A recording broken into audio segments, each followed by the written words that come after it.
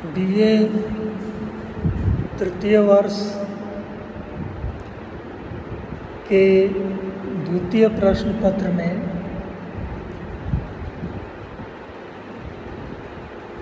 आज हम कहानी के उद्भव और विकास के क्रम में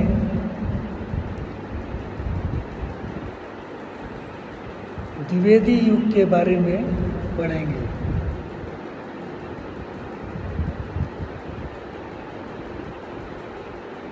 जैसा मैंने कल अपने व्याख्यान में कुछ बताया, तो द्विवेदी युग का जो समय है वो 1900 से 1920 का कालखंड है, जिसमें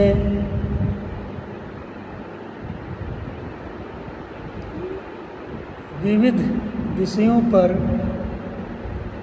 विभिन्न संवेदनाओं से युक्त कहानियाँ लिखी गई। एक तरह से यह युग, यह कालखंड हिंदी कहानी का प्रारंभिक दौर कहा जा सकता है। इन आधुनिक हिंदी कहानियों पर भी पहले की जो कहानियाँ हैं परंपरा में, उन कहानियों का घटना वैचित्र जैसा प्रभाव देखने को मिलता है, किंतु हिंदी कहानी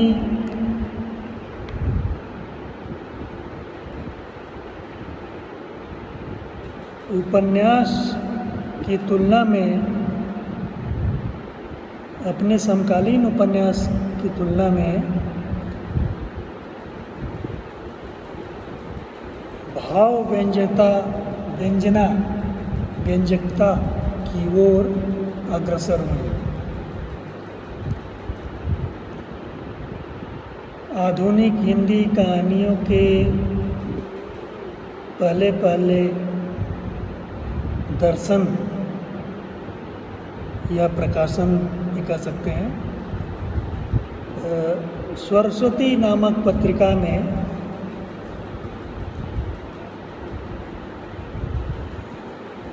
होने लगता है। जैसा मैंने बताया था, सरस्वती का प्रकाशन 1900 ईस्वी से प्रारंभ हुआ। इसी पत्रिका में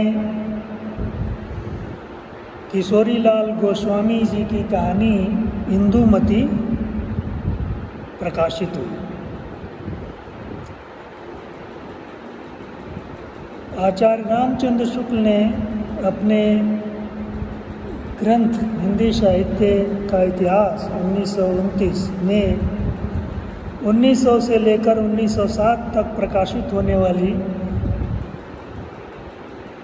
कहानियाँ इंदुमती, गुलबहार, प्लेग की चुड़ैल, 11 वर्ष का समय, पंडित और पंडितानी तथा दुलाई वाली को हिंदी की प्रारंभिक कहानी माना है।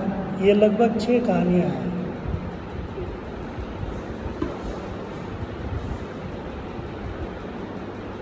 इंदुमती और गुलबहार के लेखक किशोरीलाल गोस्वामी जी हैं। प्लेग के चुड़ैल मास्टर भगवान दास ने लिखा।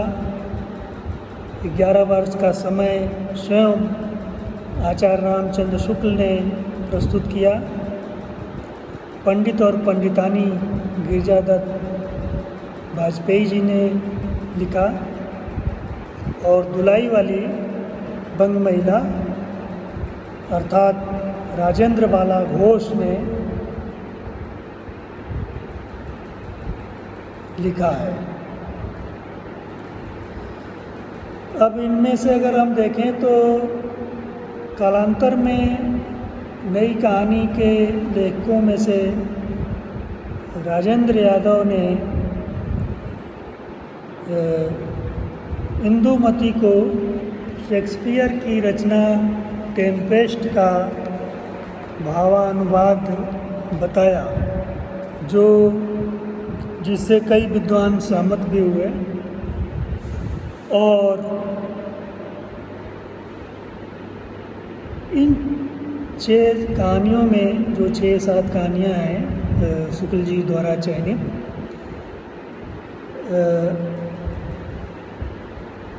उसमें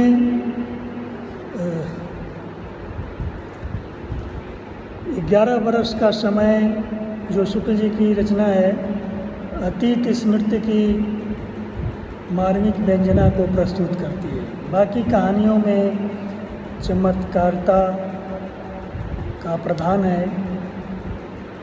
यह समय लेखकों के अचानक कहानी लेखक के तरफ झुक जाने का परिचायक भी है। महाकवि जयशंकर प्रसाद, विशंबरनाथ शर्मा कौशिक, राजा राधिका रमन प्रसाद सिंह आदि ने इसी समय कहानियाँ लिखना प्रारंभ किया। महाकवि जयशंकर प्रसाद की रचना 1911 में ग्राम्य नामक कहानी उन्हीं के मासिक पत्र इंदु में प्रकाशित हुई। कौशिक जी की सामाजिक पारिवारिक कहानी रक्षाबंधन 1913 में प्रकाशित हुई और 1913 में ही हास्य व्यंग्य और मनोरंजन से पूर्ण राजा राधिका रमन प्रसाद सिंह की कहानी कानों में कंगना प्रकाशित हुई। यह कहानी भी इंदुमती में ही प्रकाशित हुई। हिंदी के एक तरह से पहले हास्य रस के कथाकार जीपी श्रीवास्तव की पहली कहानी 1919 में ही छपी। हिंदी कहानी सामाजिकता, पारिवारिकता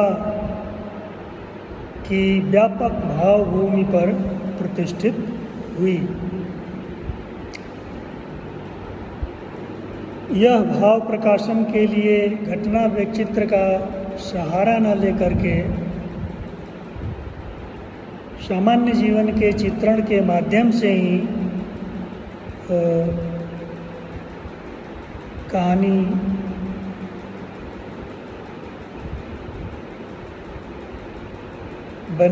बनी या अंतर्गठित होकर के आगे बढ़ी।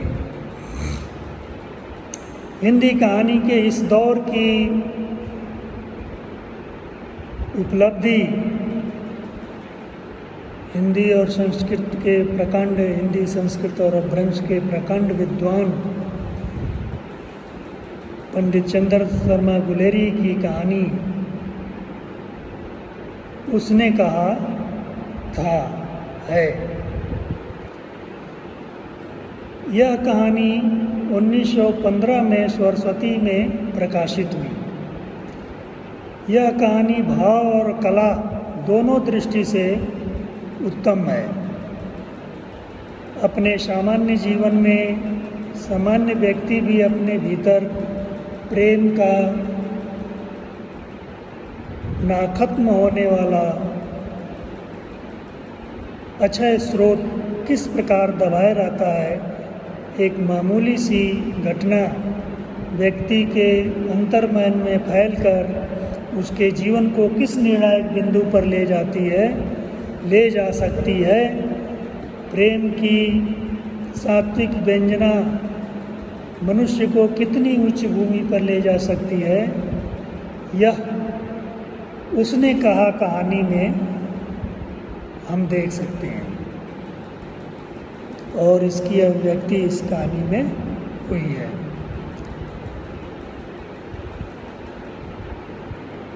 उसने कहा था कहानी में घटना सहज और सरल मार्ग पर नहीं चलती, वह बीच बीच में वक्र मार्ग भी ग्रहण करती है। यानी घटनाक्रम कालक्रम पर नहीं बल्कि मनोभूमि के अनुसार व्यवस्थित है। आचार्य रामचंद्र शुक्ल ने इस कहानी को हिंदी में यथार्थवाद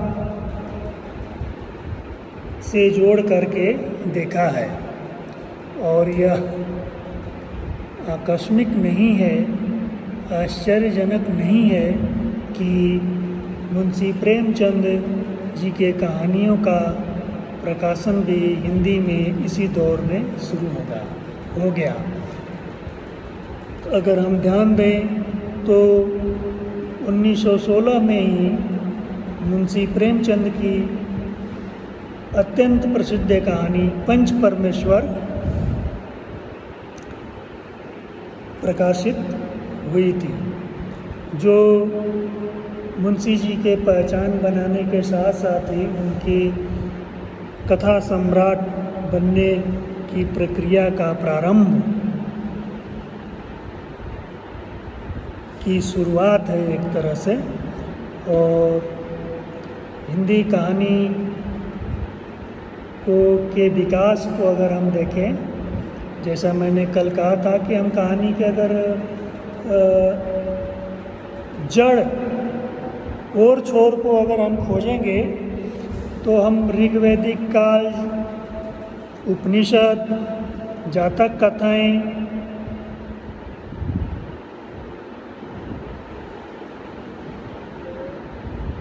पंचतंत्र और हितोपदेश से लेकर के अपभ्रंश की जो रचना है बृहद कथा गुणाढ्य की, इनकी परंपरा से लेकर के हम जो है भारतेंदु हरिश्चंद्र,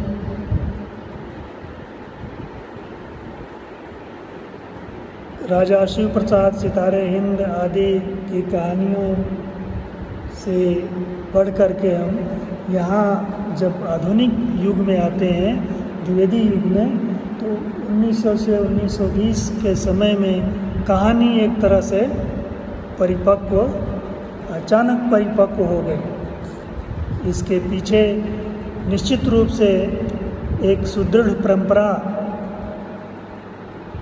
जो भारतीय लोक मानस और लोक जीवन में था, उसका हाथ रहा है।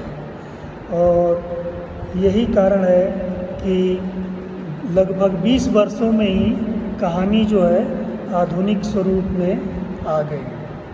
और जैसा कि उसने कहा का विवेचन कुछ विस्तार से हुआ है हमारे वक्तव्य में, तो उसने कहा था जो कहानी थी अपने आप में एक विशाल फलक पर लिखी गई एक